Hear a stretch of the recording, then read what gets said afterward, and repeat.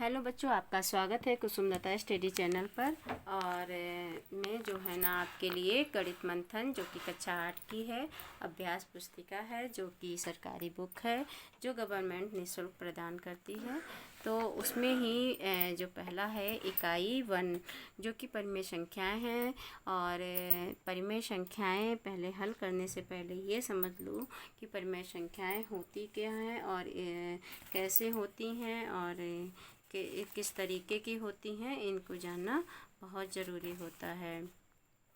तो बच्चों, परिमेय संख्याएं जो होती हैं हमारी, वो कैसी होती हैं? पी और क्यू के फॉर्मेट में होती हैं। और पी जो क्यू होता है ये एक पूर्णांक होता है। और इसको जो हमारा ये लाइन कह रही है ना, किसी भी परिमेय संख्याओं को पी क्यू, जहाँ पी क्यू पूर्णांक है, के रूप में व्यक्त किया जाता है। तथा Q is not equal to 0 होता है। यानी कि अगर नीचे 0 है तो हमारा क्या होगा, वो परिमेय संख्याएं नहीं होती हैं। जैसे कि कहा जाए इस तरीके से, जो एक मिनट, जैसे अगर कहा जाए पी क्यू जो है हमारा इस तरीके से हो और 0 हो तो ये गलत हो जाएगा। ठीक है, तो इस तरीके से व्यक्त किया जाता है। तथा ये आप समझ गए होंगे परिमेय कैसी होती हैं, पी क्यू के फॉर्मेट में होती हैं, भिन्न होती हैं यानी कि, और ये पूर्णांक में होती हैं।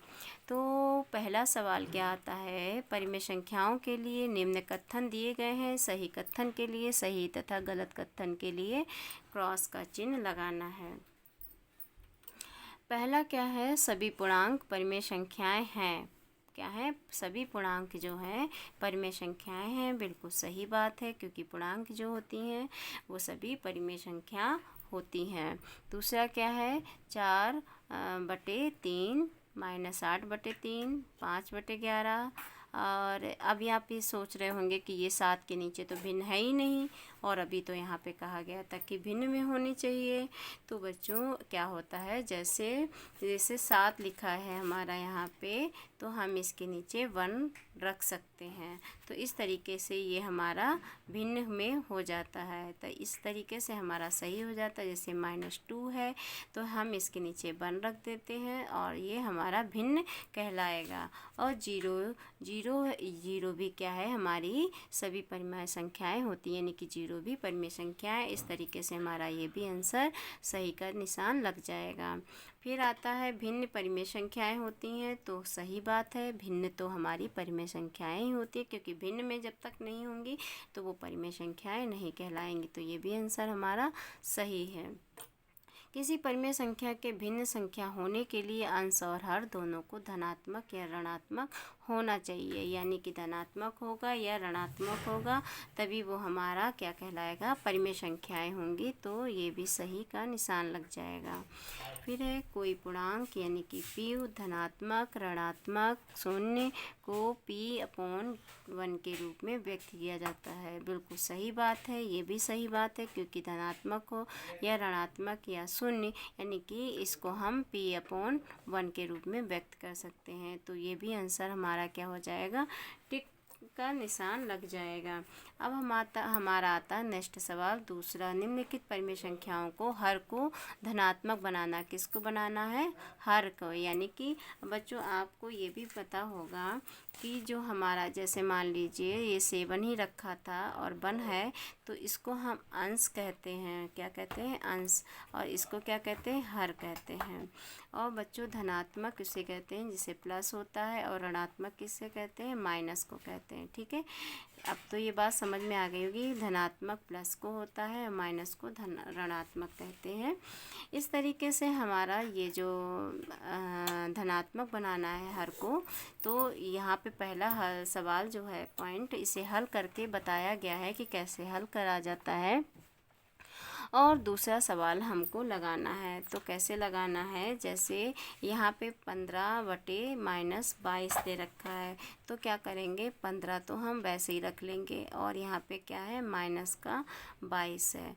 तो यहाँ पे क्या है, जब कभी भी भिन्न में माइनस जो होता है वो नीचे अगर है, यानी कि हर में अगर है माइनस, तो हम उसको सबसे पहले क्या करते हैं, उसे अपना चिन्ह को धनात्मक बनाते हैं, यानी कि चिन्ह को चेंज करते हैं।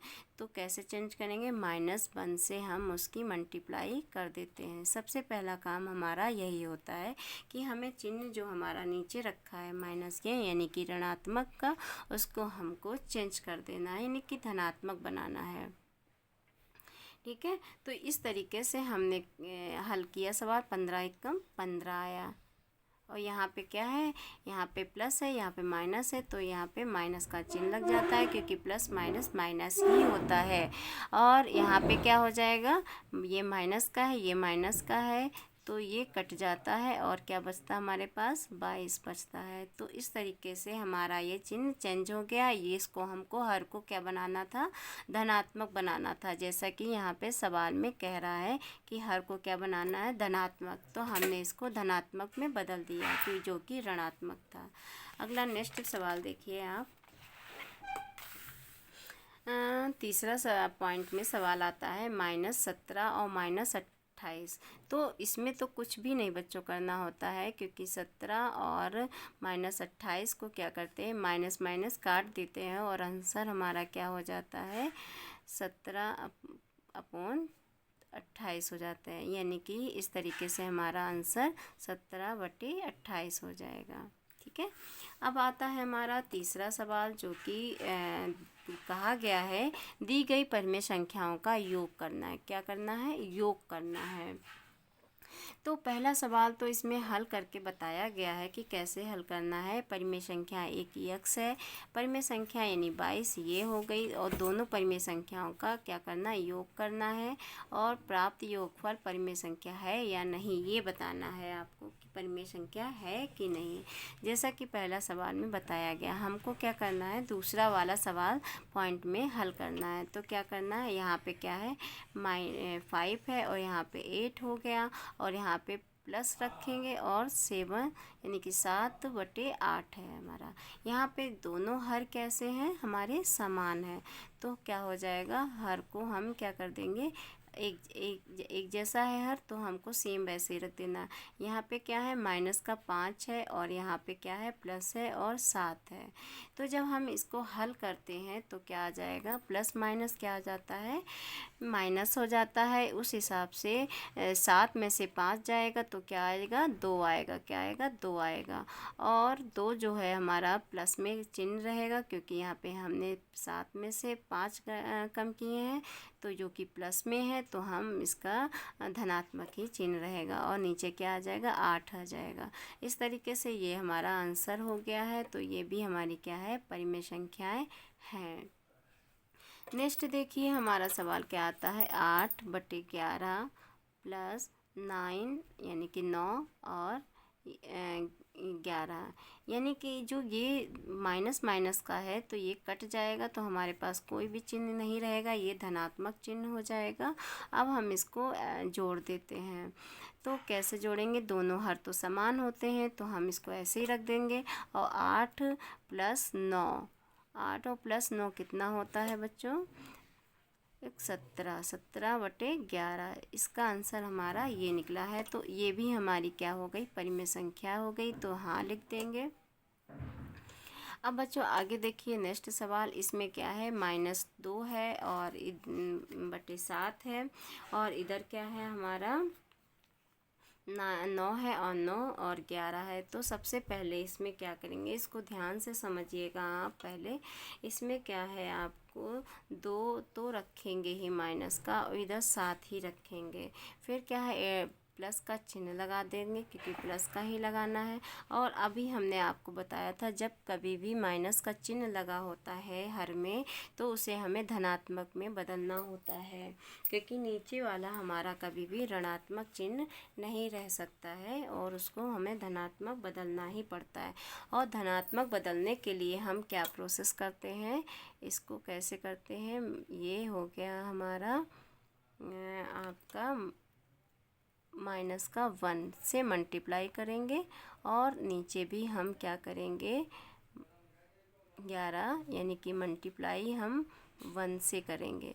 ये प्रक्रिया हमें करनी पड़ती है और इस तरीके से हमारा कैसे आंसर आएगा। अब देखिए यहाँ पे अगर 9 से मल्टीप्लाई 1 से करेंगे तो क्या आएगा, 9 आएगा ना, और ये प्लस है ये माइनस है तो प्लस का चिन्ह हो जाए, यहाँ पे क्या आएगा माइनस का चिन्ह हो जाता है। और इधर क्या हो जाएगा 11, ये चिन्ह कट गया ये चिन्ह कट गया तो क्या बचा हमारा पास 11 एक का 11। तो इस तरीके से हमारा ये आया है यहाँ पे। अब देखिए बच्चों यहाँ पे तो 2/7 था ही हमारा, और इधर 8 का चिन्ह लगाएंगे यानी प्लस का लगाएंगे, और इधर भी हमारा माइनस का बन चुका है और इधर हमारा हर क्या हो गया 11 हो गया प्लस में।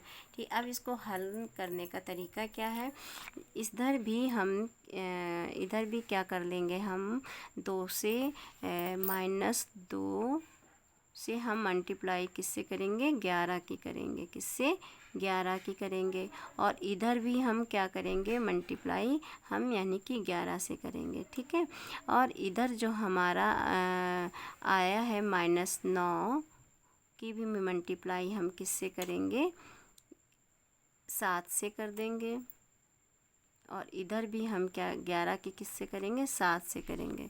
तो कितना आएगा, अब दोनों को हम अगर करते हैं तो कितना आएगा, यहाँ पे थोड़ी सी जगह कम है तो अब हम यहाँ पे करके आपको बताएंगे। देखिए यहाँ पे 11 से हम जब 2 की मल्टीप्लाई करेंगे तो क्या आ जाएगा, यहाँ पे 11 दूनी, यहाँ पे क्या आएगा 11 दूनी 22 आ जाएगा। ठीक, और यहाँ पे 7 से जब 11 की होगी तो 77 आ जाएगा, और यहाँ पे माइनस का चिन्ह रखा है तो माइनस का आ जाएगा। ठीक, और इसके बाद हम प्लस का लगा देते हैं। फिर 9 सतेरे कितना होता है 63 होता है, 9 सतेरे कितना आ जाएगा हमारा, पढ़ के देखिए 9 कम 9 अठास न चौक 36 न 55 न छक 54 न सते 63 यानी 63 हो जाएगा।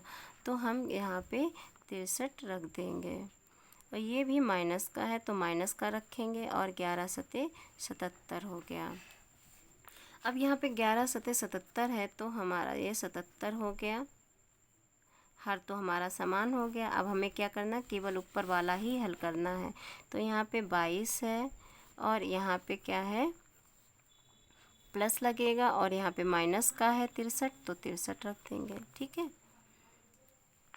अब यहाँ पे क्या करते हैं, अब देखिए ध्यान से बच्चों समझिएगा, यहाँ पे तो हमारा क्या हो गया माइनस का 22 है, और यहाँ पे माइनस और प्लस के क्या हो जाता है माइनस हो जाता है, तो ये भी माइनस है। अगर ये माइनस है तो माइनस माइनस प्लस का काम करिएगा। यहाँ पे ध्यान से बच्चों समझिएगा, यहाँ पे थोड़ा देखिए फिर से एक बार समझाने का प्रयास कर रहे हैं।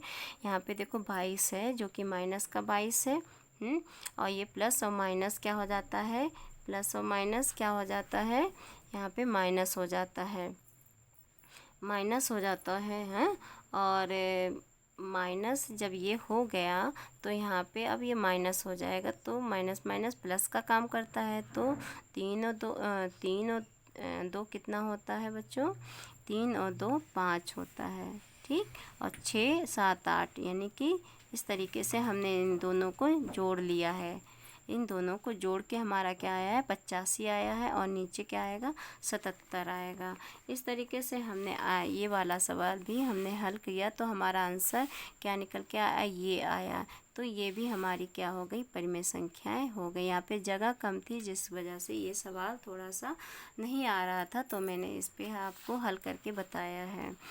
और ये थोड़ा सा सवाल आपको समझना भी पड़ेगा। फिर इसके बाद हमारा नेक्स्ट सवाल आता है, अब देखिए यहाँ पे माइनस का 18 है, वो माइनस का 25 है, तो इसको हम यहीं पे काट देते हैं। ठीक, अब यहाँ पे क्या बचेगा, 18 और 25 हो गया, और बीच में ऐड का चिन्ह यानी प्लस का लगेगा।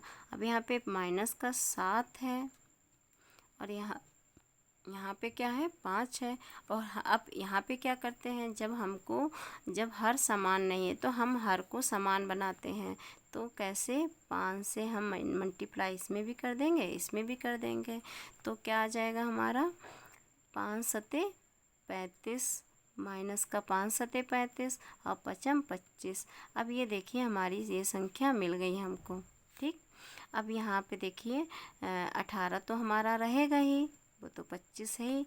अब यहाँ पे भी हमारा क्या मिल गया हमको, 35 मिल गया, और इधर क्या हो गया, 25 हो गया। अब इधर देखिए 25 हर समान हो गए, तो हम इसको हर को ऐसे ही रख देंगे, और यहाँ पे 18 और माइनस और प्लस क्या हो जाता है, माइनस हो जाता है, तो हम यहाँ पे प्लस करके इस तरीके से रख देते हैं। ठीक, इस तरीके से हमने इसकी फार्मूला बदल लिया है। अब हम क्या करेंगे, यहाँ पे 18 तो प्लस में और ये माइनस का चिन्ह है, तो हम क्या करेंगे, इस प्लस माइनस माइनस हो जाता है, तो 35 में से अगर 18 जाएगा तो क्या बचेगा, 17 बचेगा, और 25 तो वैसे ही रख देंगे। अब देखिए यानी कि 35 में से 18 गया है ना, तो यहाँ पे माइनस का चिन्ह लग जाएगा, क्योंकि 35 में से 18 गया है, तो चिन्ह काहे का हमारा लगेगा, माइनस का लगेगा, तो हमारा ये आंसर पूरा हुआ। इस तरीके से मैंने आपके 3 सवाल हल कराए हैं। आपको अगर समझ में आए हों तो कमेंट करके हमें ज़रूर बताइएगा, और हम नेक्स्ट वीडियो में हम आपके प्रश्न 4 से बताएंगे सवाल, और 5 कोशिश तो किया है कि आपको समझ में आना चाहिए, और एक बार कमेंट करके ज़रूर बताइएगा। Thank you.